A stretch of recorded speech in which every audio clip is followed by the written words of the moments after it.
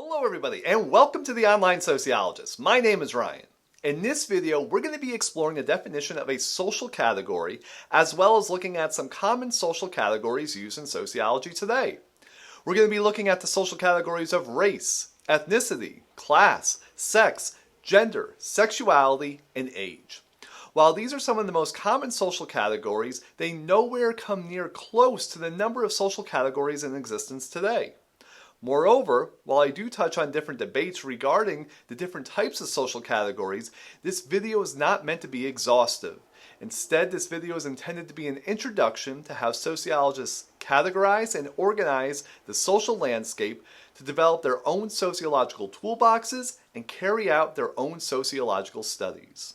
Anthony Giddens, Mitchell Dunier, Richard P. Applebaum, and Deborah Carr define social category in their textbook Introduction to Sociology in the following way.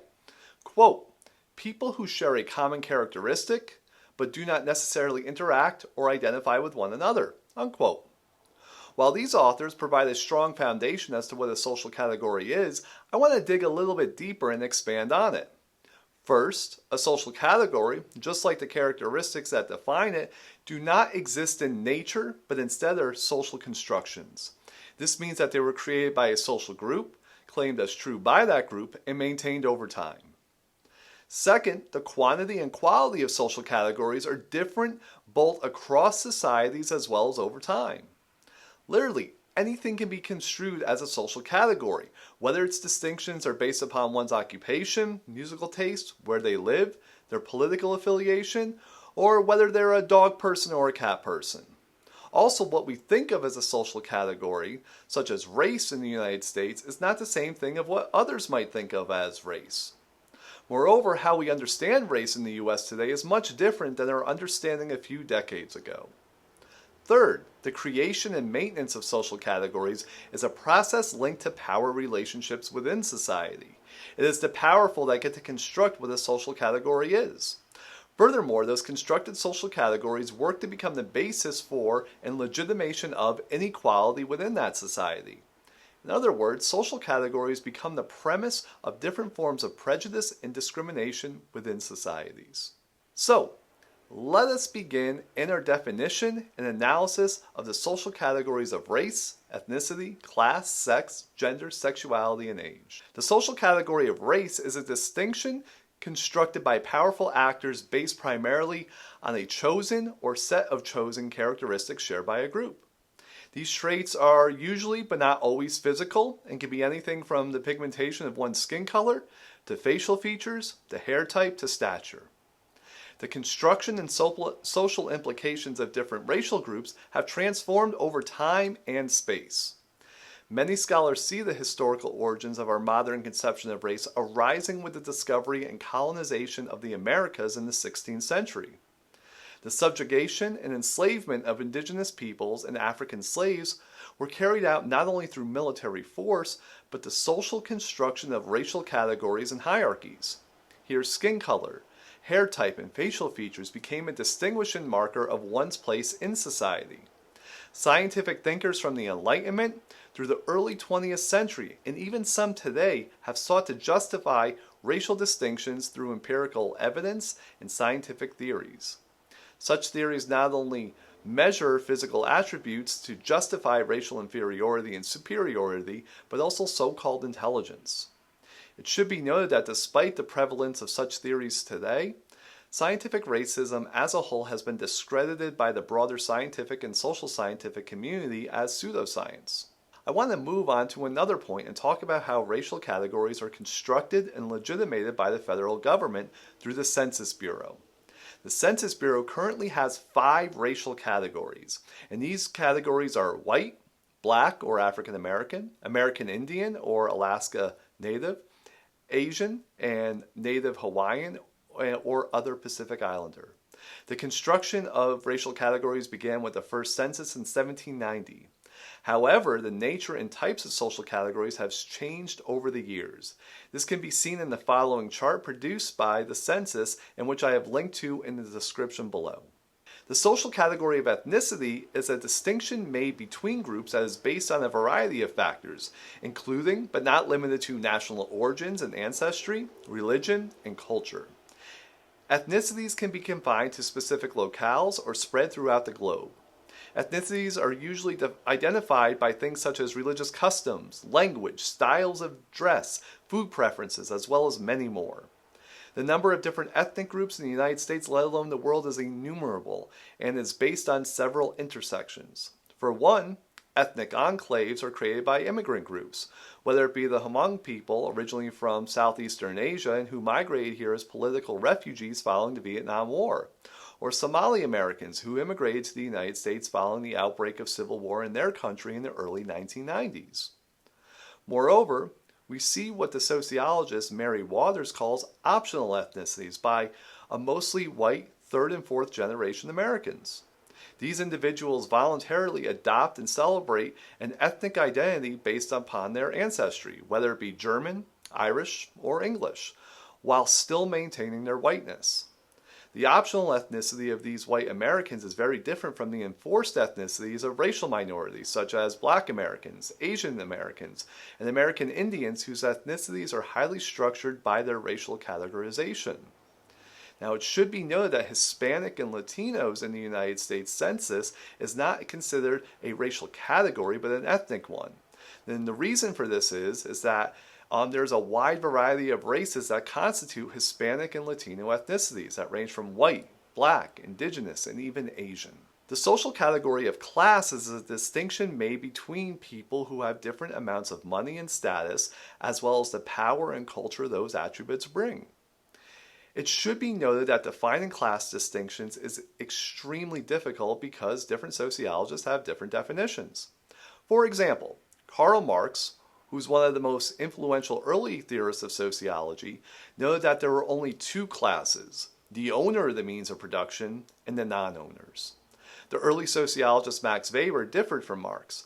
Weber theorized class as having three components, which was one's wealth, which is defined as one's income and assets minus debt, their prestige or status, and power, primarily political power. Sociologists have largely divided class into different categories based on their annual incomes and wealth. While various scholars promote different class types, I'm going to use and provide a link below to Joseph Call's and Dennis Gilbert's typology identifying 6 categories of class. These categories include the following: the capitalist class that has an annual income of over $1 million. The upper middle class that makes over $125,000. The lower middle class that earns about $60,000 per year. The working class that earns roughly $36,000 per year. The working poor who earns approximately $19,000 annually. And the underclass that makes less than $12,000 per year. As you can see from the chart, these class distinctions are further broken down by typical education and occupations of these classes, as well as what percentage of the population makes these classes up in America. The social category of sex is a distinction based on the biological differences of sexual organs in humans. Through this definition, there are males, females, and intersex, or those born with both male and female genitalia. While sex is a biological distinction, gender is a social distinction based on the attitudes, behaviors, and norms that a social group usually associates with one sex. While traditionally in the West there have been 2 genders, male and female, sociologists today would categorize these gender types into what is known as cisgender. Cisgender is defined as individuals who identify with those attitudes, behaviors, and norms of their sex. Cisgender, however, is only one of several gender identities. For example, transgender is seen as an umbrella term that includes many gender types and describes one's gender identity that is different from the sex that they were assigned at birth. There's also gender fluid, which is defined as someone whose gender identity can change over time. There are also people who identify as androgynous, which is defined as either gender neutral or someone with masculine and feminine characteristics. And now these are only a few of the different gender identities out there. And in fact, Facebook has provided users a selection of 58 gender identities to choose from when making a profile. The social category of sexuality is a distinction made on sexual orientation.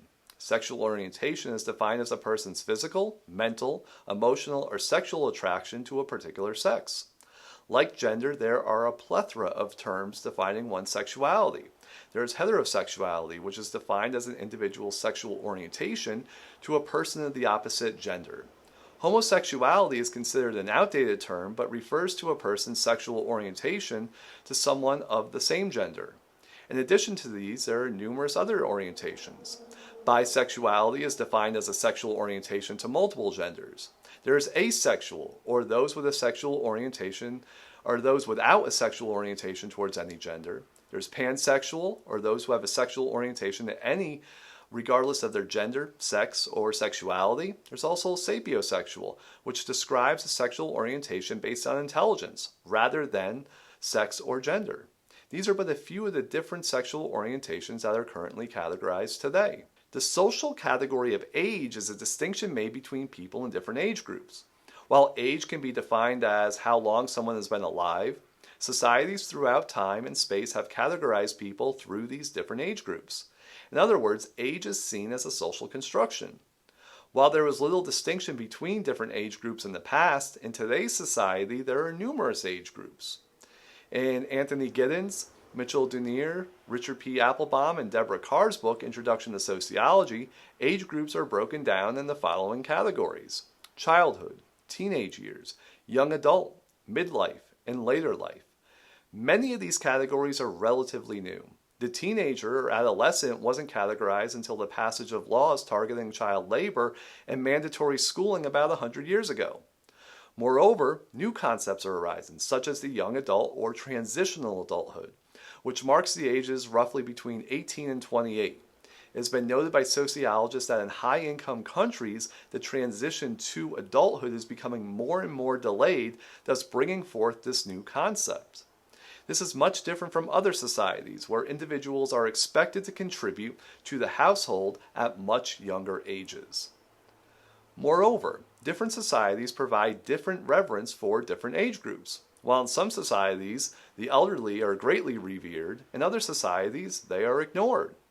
Furthermore, in some societies, the young are idolized for their youth and beauty, and in others, seen as inexperienced. I want to make one more note on social categories, their construction and use.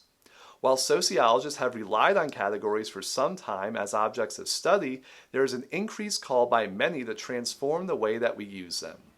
First, there is an emphasis not so much to categorize different genders, sexualities, or even races, but instead to analyze them in the context of a spectrum and where one falls between socially constructed poles. Such a move would not pigeonhole any individual or group into a specific category, but instead analyze them in variegated forms. Second, there is a call not to solely focus on a distinct category in social analysis, but instead how these socially constructed categories intersect. Intersectionality is a term coined by the black feminist scholar Kimberly Crenshaw in 1989. However, it was a term emerging out of the wealth of scholarship produced in the third wave of feminist movements emerging in the late 1960s and early 1970s. Intersectionality is defined as the ways in which social categories intersect and overlap to create overlapping and interdependent systems of advantage and disadvantage in society. For example, one cannot understand race or racism in the United States without looking how it intersects with the class structure and how race and racism impacts different genders in different ways. Therefore, as sociologists, we should strive not only to push our ways of seeing to include the interaction between different categories, but adopt a more fluid approach to looking at attributes within categories themselves. So, to conclude, we defined a social category as a social construction that is created to distinguish social groups based upon perceived characteristics. Furthermore, the creation of such categories is an act of social power by those wielding authority in that society.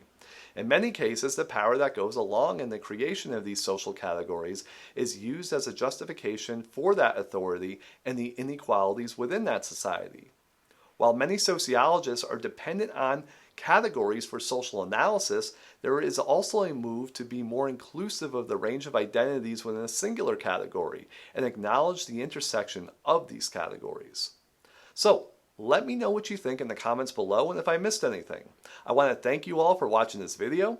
Make sure to like and subscribe for more content related to the world of sociology and how it can be used not only in the classroom, but in your everyday lives. I'll see you next time. Goodbye.